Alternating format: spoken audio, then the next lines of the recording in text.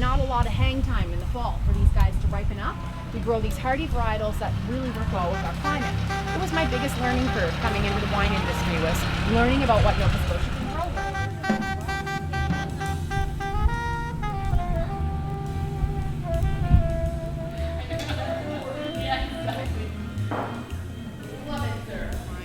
This is so much fun. So definitely bring it still and then give it a swirl and bring your nose up to it again. Or I guess the glass to your nose. It really is. So it goes through veraison, which is the process of all of these grapes will be green or really, really ripe at one point when they're first coming on. But the red and the green grapes will all get a little bit of color, as you can see. That process is called veraison. The muscat really becomes completely purple, but throughout the process it's spotted and it's a little green and a little pink, and in the end it will look like this. I think you should all put a grape in your mouth and give this a try. It is unbelievably remarkable. The same flavors you get from the grape are in this wine. So if you're interested in the package, spicy red. Really unique to Nova Scotia. Gaspereau chooses to age this in stainless steel, and it really reflects that spicy jamminess, and this is more of a full-bodied dry red. Grand Pré does a really lovely pastel as well. There's this medium bodied and they oak it, so it's really fun, again, as I'd mentioned, to try these grapes at different places because we'll all do different things with them. I like to pour this one first for reds because it is aged in stainless, so it's a nice spot to start, and then we'll get into an oakier red in a moment. We sold this all summer long as a fabulous barbecue wine. Awesome with barbecue, relish, your Caesar salad, and that kind of spread. But this is amazing this time of year too on its own.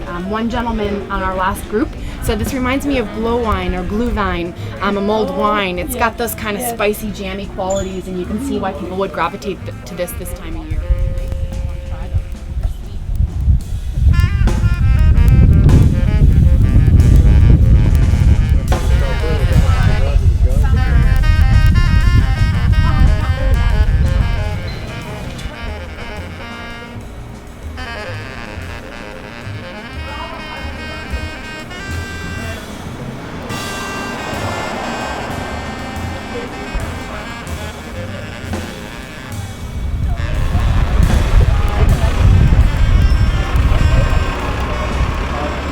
Way.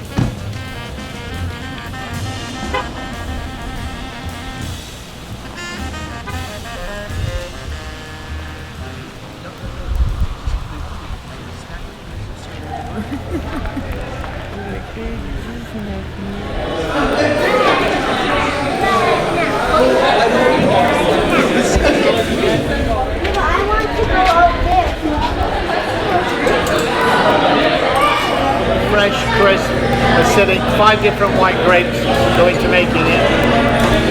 If you like seafood, this is the wine for you, babe.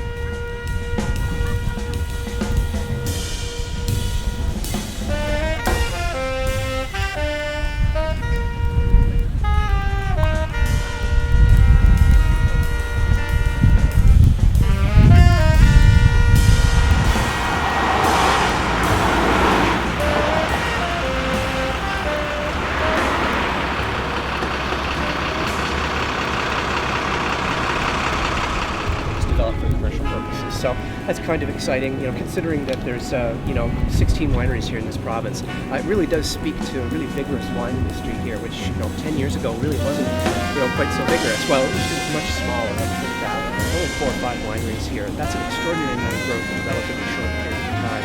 The owner of this winery is Hans-Peter Stutz. He and his family are from Switzerland. They bought the property in 1993 and opened in 2000. They really wanted to change the way, that wine was produced here in Nova Scotia. At least they wanted to change it for themselves. They wanted to sort of adopt a new style, something that they called sort of a new world wine philosophy. And what I mean by that is that, given the kind of climate that we have here, it's a lovely day today, but it's not always like this, as I'm sure you can appreciate, and our summers are unfortunately quite short. And the growing season here is about 122 days. That's it, that's all we get. So it's very difficult for us to produce the kind of grapes that people are more familiar with. We get a lot of people coming here and they go, well, okay, there's your Cabernet Sauvignon and your Chardonnay and Shiraz and all that stuff. We just don't have the climate for those kind of grapes. So what we've done is we've adjusted our approach to match the unique characteristics.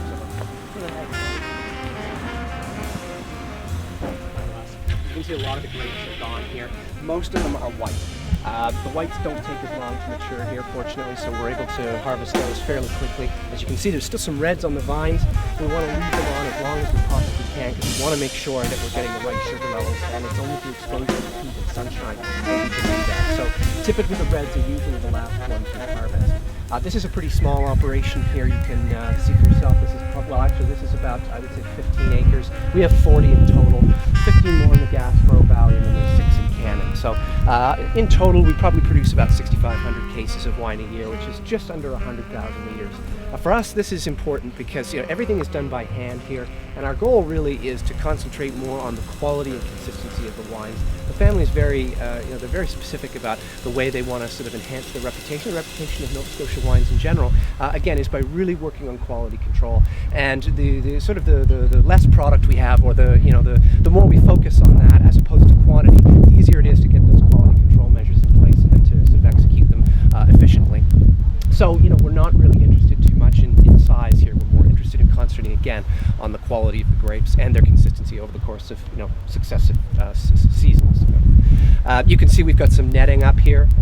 This is what remains of how we protect the vineyard from the birds. I certainly hope that all the grapes that are gone now we got, and not the birds, because it can be a bit of a problem here, especially near the end of the season, because of course the grapes are very appealing. They're nice and full and rich and sweet, so we have to do a lot of netting. And this year we actually did a lot more than I anticipated. We almost netted the entire vineyard.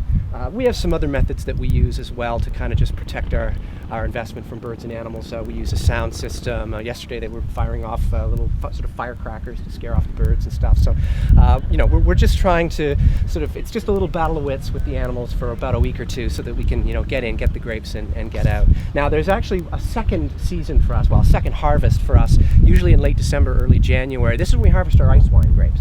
Ice wine's made a little bit differently.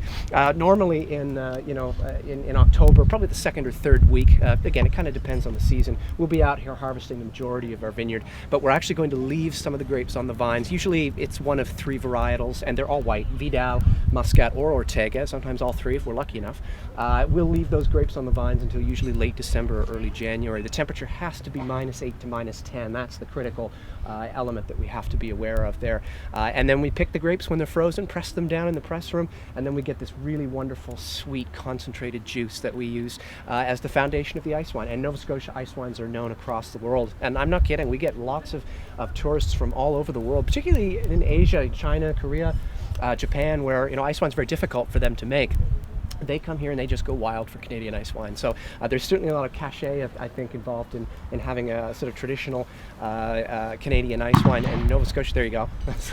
Nova Scotia does some very, very nice ice wines because we also have, if I didn't mention this already, slightly higher acidity levels in the soil, and that is a perfect element, a counterbalancing element, if you will, to developing ice wines so that they're not really cloying and thick and too syrupy, and I think that makes our ice wines absolutely lovely. Now today, when we get down to the tasting momentarily, you're going to get a chance to taste something very special. It's a dessert wine that we make using all Nova Scotia apples. If you weren't aware, the Annapolis Valley boasts some of the most beautiful apple orchards in the world, and the family family thought it was, had to do something with these wonderful apples, and they came up with this beautiful concept for a dessert wine. It's beautifully executed, and again, as I say, you will get a chance to taste that today. And just one final note, everything that you're trying here, and indeed everything that you find in the shop, and the restaurant as well, we've sourced locally. So the food, meat, fish, produce, the wines that you're tasting, even grapes that we buy, and we do buy some from contract growers. Those contract growers are local.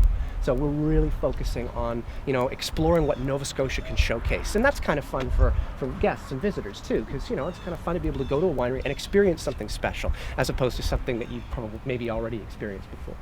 Okay, so that's great. Why don't we just head on down to the courtyard and we can try a few wines. Again, this is a sort of I wouldn't say this is a new style, but it is an emerging trend, I think, with rosés, especially across Europe and parts of North America as well, where rosés are becoming, styled more around sort of a drier finish with more versatility, tend to be a little lighter, and definitely, again, it's kind of avoiding these kind of sweet one-dimensional rosés that I know I grew up with some of those, Matus, maybe one you can remember. But rosés have become much more sophisticated now, and I think a lot more versatile, simply because they've, winemakers are starting to adopt a different style for making them. Now, we've also got, I hope we have enough here, but I can always cut more if I need to. We've got some lovely double Gloucester here if you want to try it. I'd probably pair well with your rosé, but it'll also go well with the Fauche, which we're going to try next. Double Gloucester is just a creamy, nice, rich cheese. It has kind of almost a cheddar finish to it, but it is a bit richer, I think, than cheddar. A little bit tangier too. But please help yourself. We'll cut more cheese. That cheese is nice.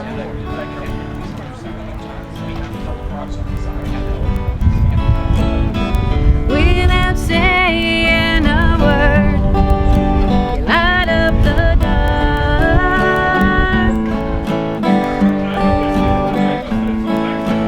Try as I may, I could never explain.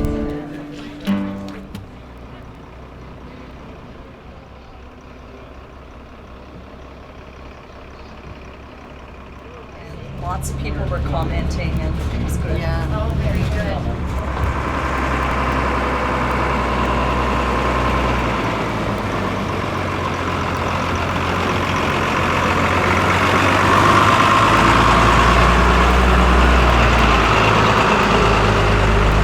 Was awesome.